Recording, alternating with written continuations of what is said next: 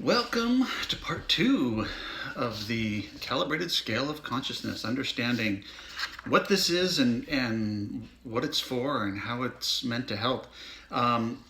In part one, we talked about shame, guilt, and apathy. We talked about the individuals that live from the majority of their emotional experiences of life come from that lower level. And I want you to understand that not everybody needs to go through. It's not like you have to go through every single one of these stages. You're not born into shame, right? You're not born with guilt or feelings of apathy. We're born much higher up on the scale of consciousness, and it's the events of our life that, especially at younger ages, when we don't understand, we're not able to really process or make those conscious choices. The world is coming at us more than we are experiencing the world.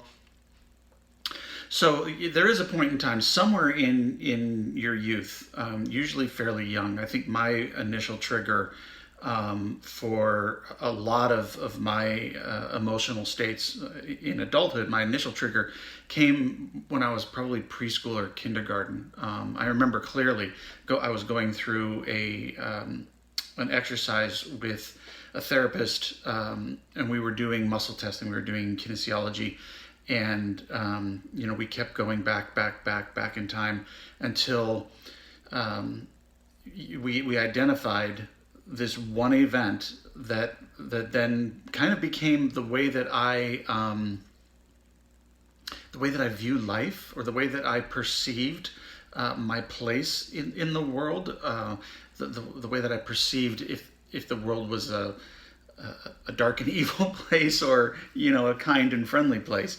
And for me, it was a little more dark and evil from back then. But good thing is, work through it, and so can you.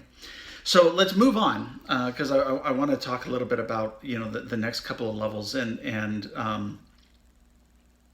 we left off at apathy, which is that feeling of maybe worthlessness, that feeling of just not really being attached or associated with the world.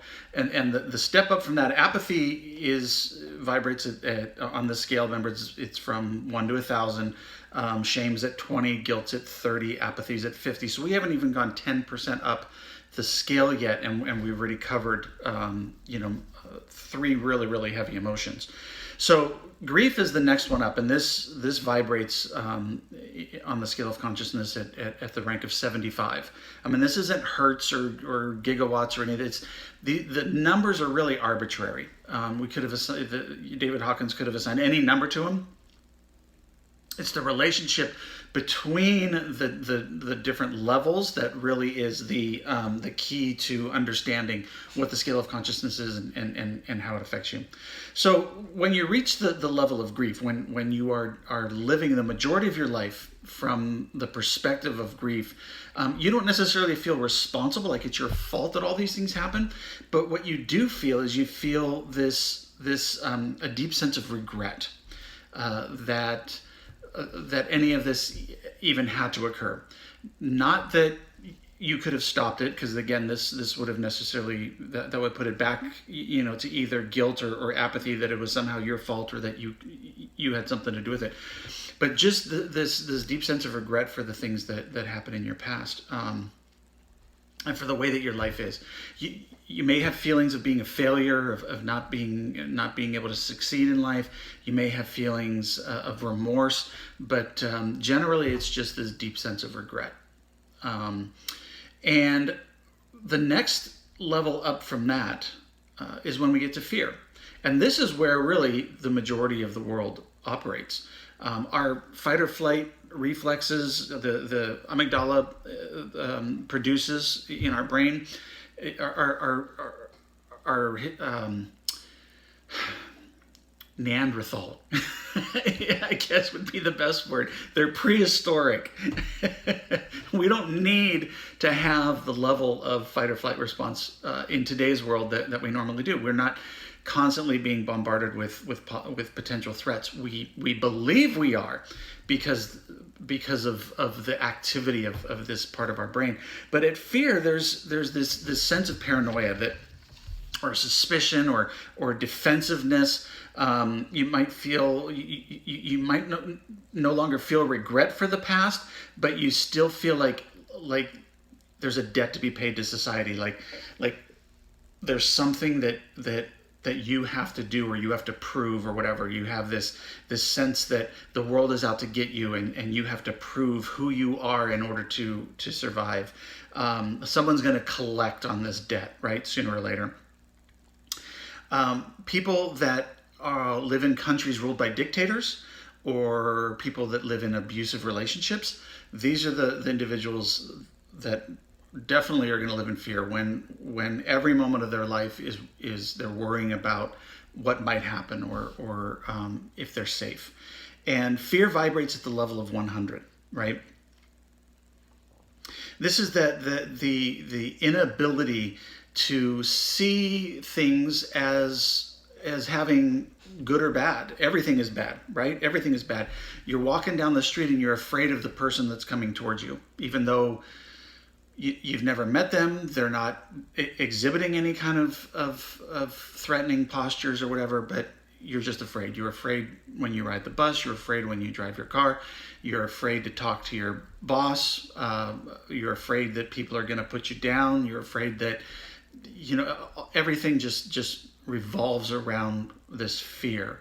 A lot of people, when it's not taken care of, you can become agoraphobic, where you want to avoid all crowds. You want to avoid being around people, honestly. And a lot of agoraphobes wind up in just living in their house for the rest of their lives.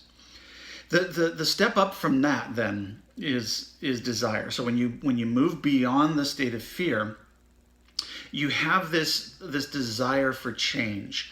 And that can be a good thing. However, we can also become a slave to our desires, or not be able to take action or advance our lives without our desires first being met. Like, we might have a desire to have a better job.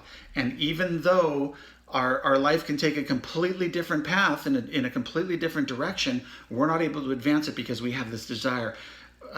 I need to be a manager before I can do this, right? There's something that is kind of stuck there, and it makes us feel stuck because we don't have this desire. I need a new car before I can get before I can get ahead in life. I need to be married. I need to have kids. I need to have a car. We need to buy a house. I need this. I need this. All of these desires that we just keep perpetuating. The list just grows longer and longer. And what it does is it takes our focus off of our own power. It takes our focus off of the fact that we have the ability to rise above. We have the ability to move into this realm of owning our reality. And because we're stuck on the desire being outside of us. It's the new job, it's the new house, it's the new relationship, it's the, whatever it is. So that is desire. Next up, as we move up, and we're now going to be vibrating at 150, desire vibrates at 125. The next one up is anger. And I'm going to talk a little bit more about that tomorrow. We're going to talk about anger and pride and courage. And courage is where we really begin to break through. And that's where the first block is. Remember, part one, I talked about that there's two major blocks, two things that it's very difficult for people to get beyond, to move past. And going from pride to courage is one of those. We're going to talk about that tomorrow. All right, I'll talk to you guys later.